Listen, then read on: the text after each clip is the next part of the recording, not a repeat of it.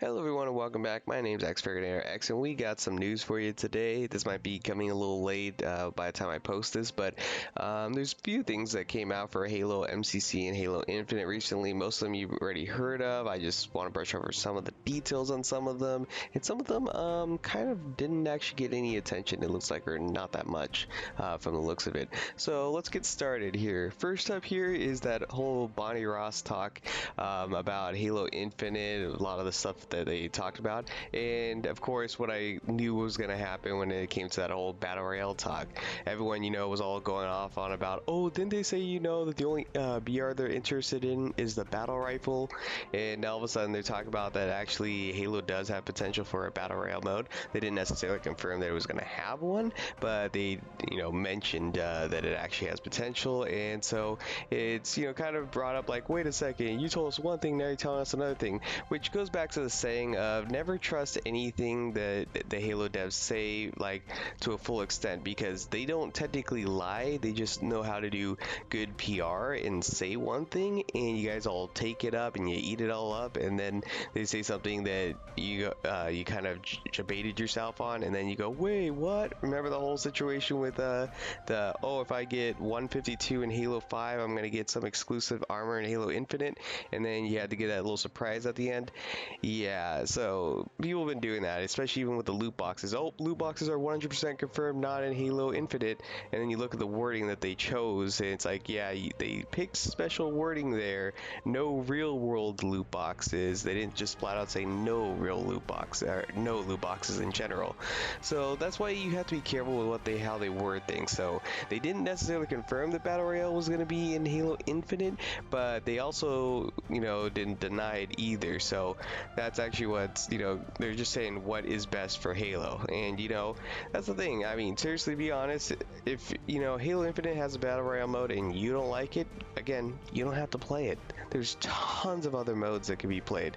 And when it comes to that whole thing about Battle Royale killing other games and whatnot, they're just, limiting themselves on what they know about what happened to those games. Like, for example, like Call of Duty, that failed because they literally changed halfway into the game's development. It was supposed to be an Overwatch killer, and then no one liked it, and last minute they just changed everything. They didn't, cut out a campaign because of Battle Royale, because they already had a single player. It just wasn't a campaign, because the reality is people weren't as invested into the campaigns anymore. They're not like, the Modern Warfare series, where they were like really well in-depth stories. They kind of were just like, no one cared. I mean, I remember getting, Black Ops, I think 2, I think it was. I didn't even get it. Someone had to get it for me because I wouldn't play it. And it was just, the story was so uninteresting. It was just like, oh, this is the most boring thing I ever read. Was it even Black Ops 2? I don't even remember the name of it. Ghost, I think, something like that. It's just, I just lost track of the stories, and I'm just so not interested in hearing them. And it wouldn't surprise me if they got rid of it. And they go, well, what about Battlefield 1? Battlefield 1, its story mode, failed. It's like, have you never played a DICE game? Their story modes have never been, groundbreaking ever since, I think the last time they ever had a really good, decent one was Battlefield 3. And when it came to the Bad Company series, that's about it. They've never had, any other campaigns that are great. I remember even the Battlefield 1 campaign, one of those missions where you played as the American pilot or whatnot, there was like a criminal con artist or whatever. One of those scenes was so annoying that people used to make a meme out of it. I'm an outstanding kind of guy. It was like, oh my god, please stop. It kind of got really annoying hearing that. No one actually really enjoyed hearing that, things like, they did put good effort into some of the parts of the story, but it really wasn't that, like, groundbreaking. So a lot of these things, and again, like I did say in that video about Battle Royale, that it didn't have, when it came to Battlefield 1, I told you that the sales were going to be bad even before they even announced Battlefield 1, or Battlefield 5, sorry, Battlefield 5, before it would even have, before they even announced the Battle Royale mode. They already had announced that the pre-sales, or the pre-orders, were very low already, and that was all because, again, that whole little controversy over freaking authenticity. and that whole, BS political talk. It was already like, if you don't like it, don't buy the game. No one wanted to pre-order the game. So this was like, after the fact, Battle Royale gets announced, and people try to now blame Battle Royale mode for it, but this was already announced long ago. So a lot of these things that people like, try to claim, well, it killed this game, it's like, no, it didn't. Look at what some of the reasons were that actually caused it. Curling, for example, people like to say that Battle Royale mode killed that one, but that wasn't true. That game mode actually got changed developers in mid-launch, and so basically nothing got updated in the game and whatnot, and then when they finally came in, they started trying to add all these changes to it to try and get population back to the game, but it was already too late. The game had come out, and if you're not like right at launch when the game comes out and constantly having these updates and improvements coming, people are going to die off real quickly. That's how the population goes now. So that was another thing that just died off. For example, people always cry about how Save the World, or whatever it's called, the PvE wave mode in Fortnite, how it was being neglected because of Fortnite Battle Royale mode. No, it wasn't. I was there when they came out before with the whole Battle Royale mode, when they actually had the engine that you could play on for free and test out that kind of mode. It was already like no one was interested. It was really good at the show off when they showed it off like years prior, but then people just didn't bother with it. It just was not that interesting, because you cannot sell a game entirely based on a game mode and survive. If Halo Infinite just had Battle Royale mode, yeah, it'd probably fail. But if it has a slew of different games you can play, or game modes, you can jump into Infection, you can jump into Firefight, you can jump into all these other things, it's clear that it's not gonna get as stale quickly. If it was only a firefight mode, if it was only a battle royale mode, if it was only a infection mode, yeah, it would die off. In fact, there was a game that I can't remember the name of it, got canceled a while back, right before the big thing with zombie games came out, with like Daisy and Days Gone By and all these games now that are coming out with zombies in it. One of the ones that was more like early on in development that never ended up getting finished was entirely a zombie game, and I think the only multiplayer mode they even had was an infection game mode, and that was it. And it wouldn't have sold well. One game mode is not enough. So in reality, it's just a lot of people just got freaked out over nothing. And so when it comes down to this whole battle royale thing, reality is it's really easy to develop, and Fabian already did a video on this. So to give you the quick brush up, there's not that much that goes into making this mode if it was actually done by the Forgers, which the Forge team, which is the best possibility of developing it with relative ease without having to relocate resources that much to it. Really, there's 5 major things I can think of about when it comes to the battle royale mode. When it comes down to it, let's see, the first one is a little tidbit stuff, the stuff that's like easy, like one life. We already got that option in settings, so in game modes, that's not something, it seems like it's going to be too hard to put in there. Whether or not it's going to even be team, free-for-all, or even squads, I don't know. Random weapon spawn options, and make it look like it's being dropped off by vehicles or ordnance pods. I mean, hell, Halo 4 had that. It wasn't, implemented well into the multiplayer, but as for a battle royale mode, having just random spawns, that technology technically exists already, with maybe they can have pelicans and phantoms flying in and dropping this stuff off and flying away, or they drop in with little pod systems with the weapons. And one of the other things that people are all like, oh my god, no, the sniper rifle is going to be out of control, is because they're basing off the Halo 5 sniper rifle, which in general, the Halo 5 sniper rifle is just absolutely BS, cheesy as hell. Anyone can pretty much fire that weapon and get a headshot with it. If anything, everyone wants that fixed, not even in just battle royale mode if it were ever added. It's just in general that weapon needs to get fixed, because that weapon is way too easy to get headshots with. They need to actually get rid of that bullet curving nonsense that I keep making fun of on some of my videos, because I just hate the fact that you do that. In fact, it should be like the best game I think of Halo that has a perfect amount of what sniping should be like is Halo 3 sniping, where it actually takes some mastery to shoot that. You can't just, oh, I'm going to be, just pulling off headshots across the map with relative ease because the bullets are just going to curve to the target. Halo 3, you got to be pinpoint accurate. I think that's also because of the fact that it's also ballistic based, but you get my point. It has to actually have some more accuracy to it than, oh, we're going to make the bullet curve towards the target. If you've ever seen the video on Halo 5, how that works, it's just ridiculous, and even shocked some MLG gameplays where they're like, wait, what? He just shot through the wall, basically. And so people are like, yeah, that's not great. That's one thing, the little tidbits. And even like health packs, we don't even like know if they're gonna have health packs or not. I like the idea of no health packs because then it makes power weapons even more, you have to use it at the right time, because if you just shoot a rocket or a sniper rifle and you take down their shields and health, but they get around a corner, it might be far away, but you need to get up in that action or else he's gonna just regenerate. So that, to me personally, I think that's why they should not even if they do a game mode like that, they should not have health packs, so it makes it even more competitive on trying to use power weapons. Is not necessarily going to give you a great advantage, just because if you keep spraying the person, that you actually have to get up close and personal more often, which makes it even more of a challenge. And that's again just a little tidbits right there. That most of that stuff is something that's not, sounds like it's already been in Halo. It's something that they can actually easily fix. And then let's talk about some of the more challenging stuff.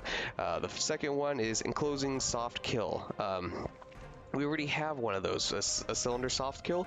The only difference is, you have it where everything inside is all safe and anything outside is, you got a timer or something like that. You can even probably set the timer, or maybe it slowly starts draining your health, and then you give it a certain percentage, like parameters of how close it moves in at each time interval, and stops and waits for a bit, and how fast it just keeps moving closer and closer in, and so on forth.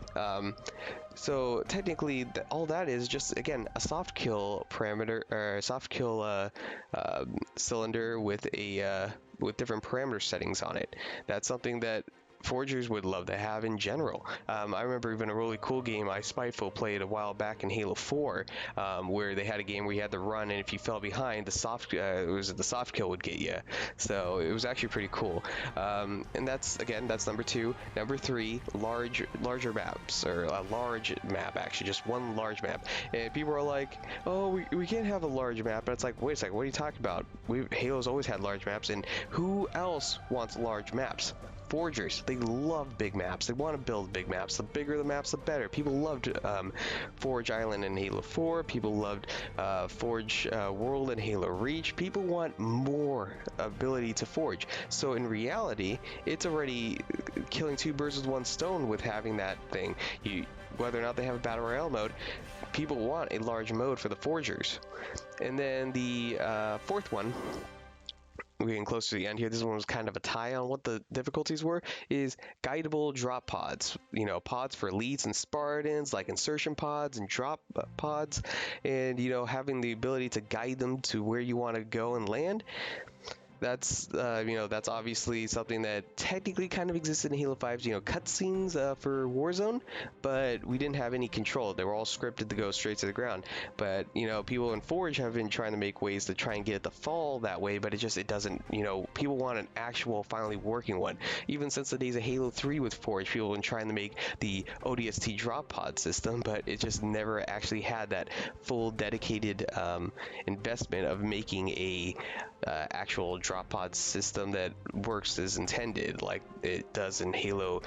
It was at Halo 3 ODST, how they would like it to work, where you feel like you can control it, even though that was all scripted too. But the whole idea that you can change adjustments in mid-flight and whatnot as you fall down, that's what people really liked. I remember I was one of those people that in my video on that Battle Royale thing, how I did suggest a mode like that would be really cool. And then last but not least, the most difficult part I think of all of it is the 100 player count. Now, it doesn't necessarily have to be 100, but 100 is just a good number. But a lot of people go, oh, it's gonna lag the game so bad and whatnot, and that's if you lived in the early 2000s. A lot has actually changed, and a lot of people think that, oh, this is something that's really hard to master, but not really. A lot of games were really pushing that way back in the early years on PlayStation. There was an exclusive called MAG. I think it was like Massive something Gaming or something like that. I forgot the name of it, what it stood for. But basically, it had like 300 plus players on it in one match. And then you had Battlefield 3 when its beta came out. Oh, that was huge. When Battlefield 3's beta came out, there was a hack on the PC versions where the servers had 128 players with infinite ammo, so people were spamming with rocket launchers.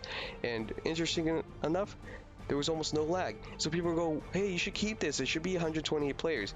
You know actually what the real reason why they actually still limited it down to 64 players on PC? It was because of player density was what they said. That was the reason why they lowered it. They said that they didn't want to do 128. They said they could even, like I think one of them said that they could even get up to 200 players if they really wanted to. It's just the fact is it's like player density. Think of, Modern Warfare 2 if it had, Team Deathmatch on it. If you guys ever played that back in the day, that was ridiculous. It was just way too many players in a small map. And that's the problem. If you have too many players, there's not enough room. There's a lot of people getting in front of each other. You ever played Star Wars Battlefront 2? Most annoying thing is when people jump in front of you and you try to throw a nade and it just bounces off of them because your teammate just walks right in front of you at that exact moment, and then the grenade ends up exploding in your face because that whole nonsense that gets really annoying that people complain about on Battlefront. Yeah, that's the thing. So when it comes down to is the tidbits of individual tiny little tweaks, stuff that can already kind of exist, that already kind of technically exists in Halo. The enclosing circle that already exists for soft kill, just with parameters. A large map, which forgers already want. Guidable drop pods, and then large player count. That's really it. You have all those things. You have a battle royale game mode. So all these people going all crazy and losing their mind over this is just kind of ridiculous. And also, what's funny about this is the whole talk about it was, obviously I can't prove this. This is all rumor based off a friend I have at work who used to work on the Final Fantasy series, who has a friend who works at 343. He works on some of the games, including MCC and Halo Infinite, and he obviously, because of non-disclosure agreements, he can't actually tell us for certain anything, but he did mention that there was actually supposed to be something more. He didn't necessarily say it, but that concept art actually was supposed to have more meaning to it, but there was something behind it, something big that they were going to want to show up, but it kind of got held back because of possible negative responses, so they decided to hold back on it, but said that they were going to do more on it, and that's all I ever got from that. And obviously I'm sitting there thinking, what was supposed to be something really big that they didn't show off at the I think this was at the E3 2018 reveal, that they didn't actually end up showing? What was it that was supposed to be this big thing, but they were afraid of a negative response if they showed it, that would happen online or something? I'm sitting there thinking, what else could that have been? And the only thing I see so much hate for is that battle royale mode. So the only thing I can think of was they actually technically were probably working on a battle royale mode for Halo Infinite, and they just held it back because they're like, let's hold back and let's see if how this plays out. And they were testing the waters constantly. They said an unofficial poll about how does anyone want to have a battle royale mode in Halo Infinite, and the funny part was vast majority actually did, and then some people were like, no, you can't count the maybes don't count and whatnot. But even then, a 50-50 of yes and no is actually better odds than Halo having infection or firefight back in its days. It was almost disliked heavily in its early concept years when people said this should be a game mode, and they said, no, if you want to play against bots, we're not none of this PvE wave mode, go back and play campaign. And then infection, it's like, you can play in custom games, you've been doing it just fine in Halo 2, you don't really need a Bungie investing all that time into developing a game mode for it.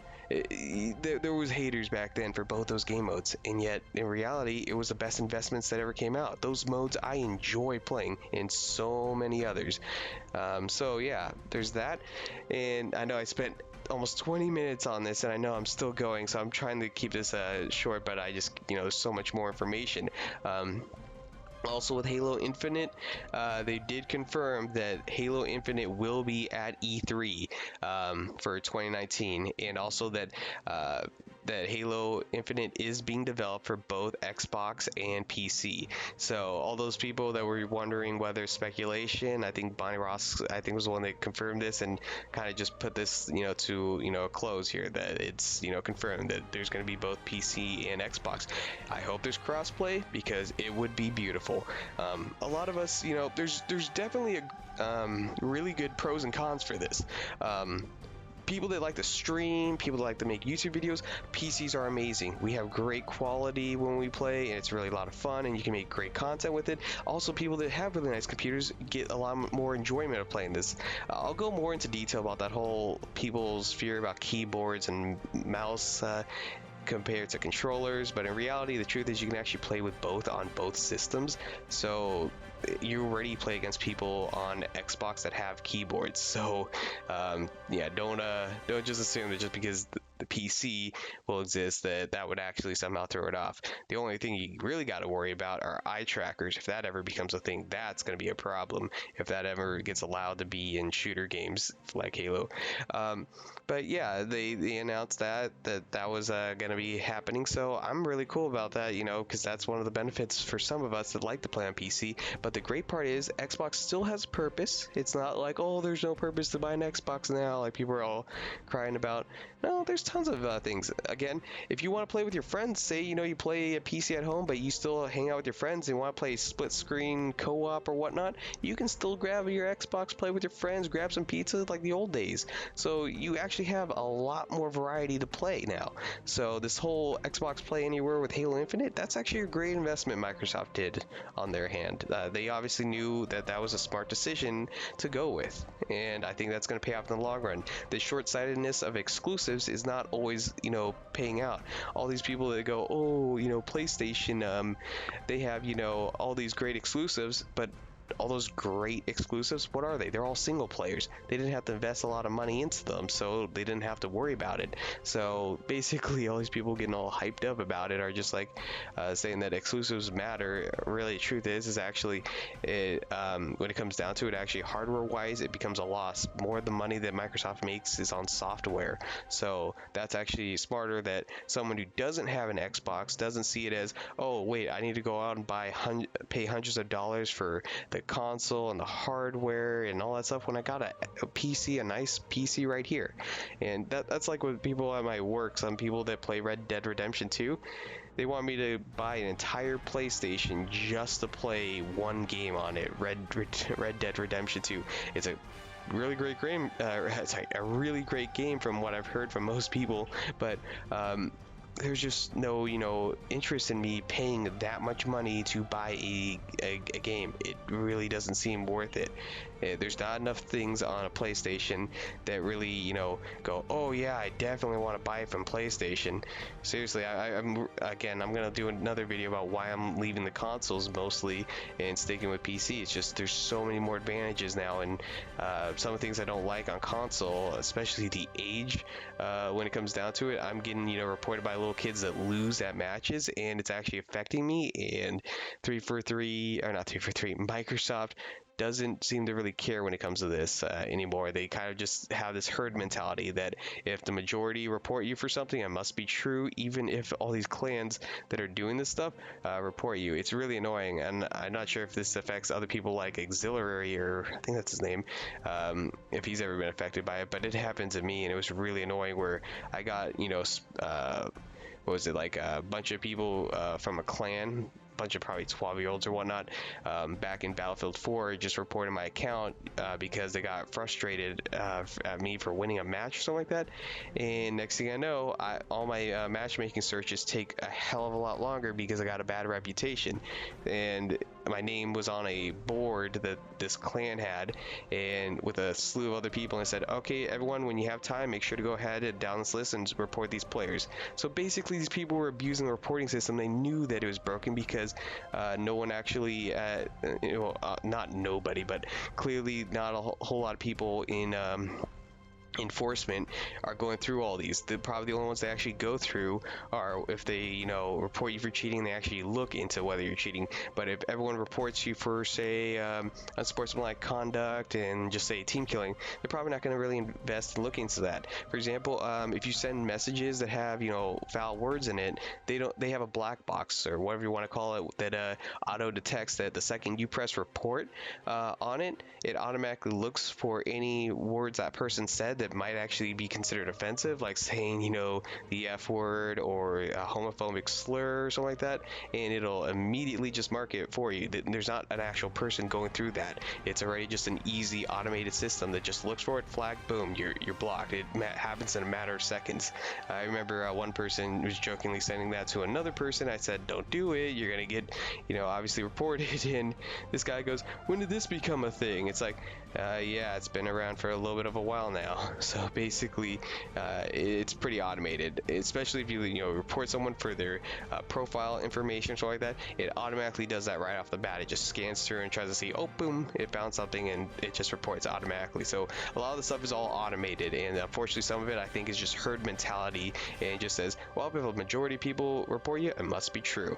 So there's a lot of reasons why I'm leaving the console, because I'm just tired of the underage nonsense. Well, not underage, but you know what I mean. The whole little kids just basically reporting because they get frustrated at a game, and I can't even play one match of Slayer without at least getting 2 or 3 reports at the end of the game if I do really well in that and my team wins. If that happens, I get reported way too easily for just beating other players, and it's really just annoying, and I have to wait for my reputation to go back down, for my matchmaking to be quicker. That's nonsense, and that's why I don't even like to play with the younger generations, because they're just easily, oh, he beat me, I'm offended, report.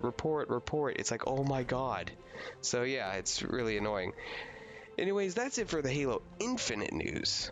Now there's something coming out for the Halo MCC, and I'm pretty excited for that. The SXSW, that's going to be pretty cool. There's something coming out, and I know as this video is being made, it's probably going to launch on the same day that SXSW comes out. So if there's any Halo MCC news, I might miss it by the time I post this video, but it sounds pretty cool. I mean, there's rumors that this big news that they've been talking about for a while now, that they said something huge was going to be announced for Halo MCC. So people are all, speculating, what could it be? Could it be that Halo MCC comes on PC, that they're going to actually do a Halo 3 remastered graphics and whatnot with physical based rendering, which, boy, would that look cool if it had physical based rendering graphics.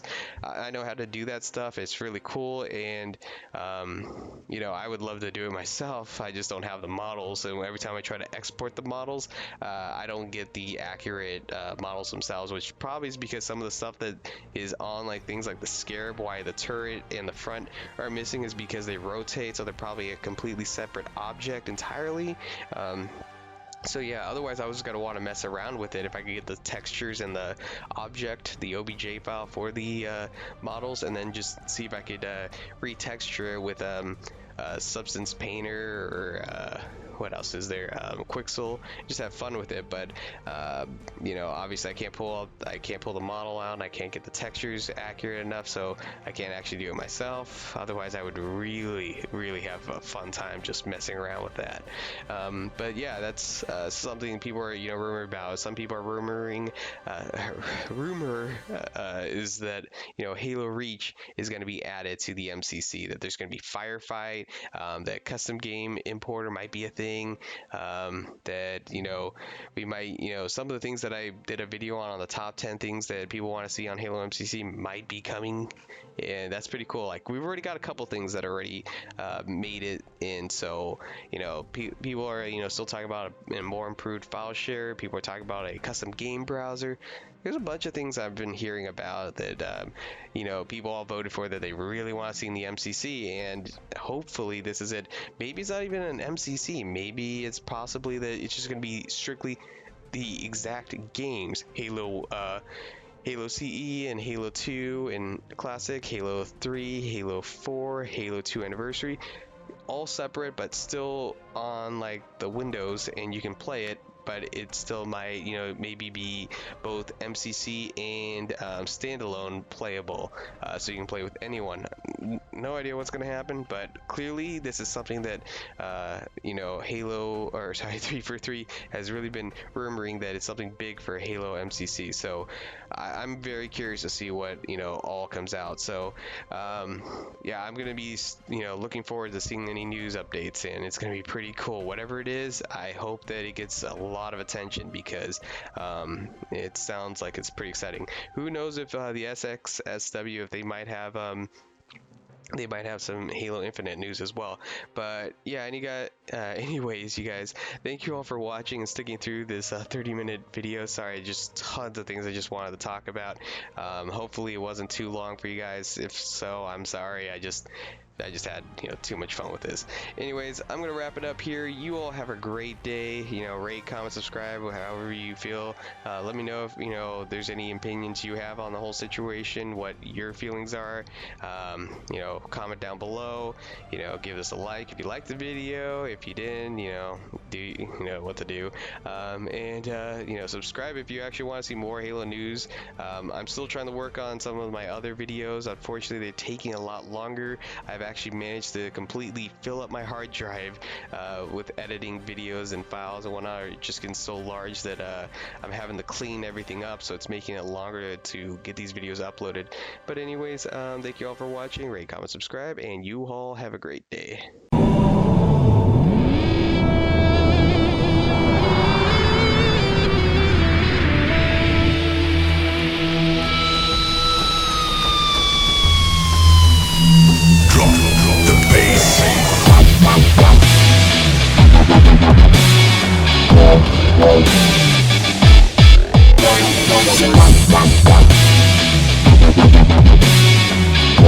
Yeah.